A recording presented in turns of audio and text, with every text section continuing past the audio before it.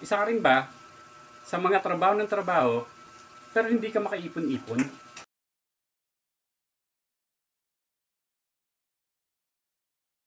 Kagaya ni Tol Idol Jerry Disonglo.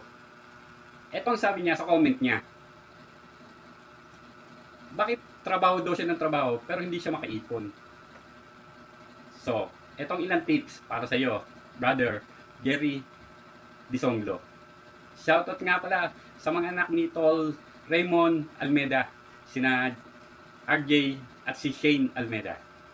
At ganoon din kay brother Edgardo Capunitan Jr. O yan Tol ha, nabati na kita. Okay, itong ilang tips para makaipon at kung paano ito makakatulong sa pag-abot ng mga layunin natin. Tip number 1, mag-set ng budget buwan-buwan. Gumawa ng mga simpleng budget plan, ilista ang mga kita at gastos mo dito. Makita kung saan napupunta ang pera at kung saan ka pwedeng magbawas. Tip number 2, i-prioritize ang needs kesa wants. Unahin mo ang mga pangunahing pangangailangan gaya ng pagkain, renta, kuryente, tubig. Kung may matira, saka na lang ang luho. Tip number 3, gumamit ng ipong lalagyan o separate account. Magtabi ng kahit 10% to 20% ng kita mo sa hiwalay na alkansya o bank account.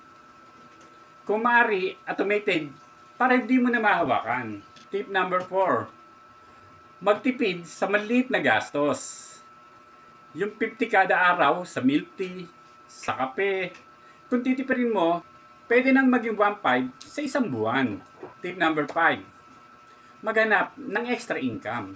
Kung may oras, subukan ng side hustle, online selling, freelancing, o kahit paglaloko ng mga pre-love items. Tip number 6, iwasan ng mga utang na walang return. Kung uutang, siguraduhin may malinaw na purpose ito. Pwedeng pang negosyo o emergency, hindi para sa luho. Okay, dito naman tayo sa paano nakakatulong ang pag-iipon pag-abot ng layunin.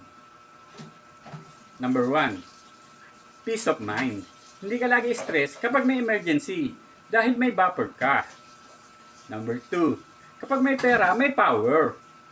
Mas madali ka makakapagdesisyon para sa sarili mo, di laging kapos o umasa sa iba. Number 3, paggamit ng goals. Kung gusto mo magtayo ng sariling negosyo, mag-aral ulit, o bumili ng bahay, sasakyan, ang ipon ang unang hakbang.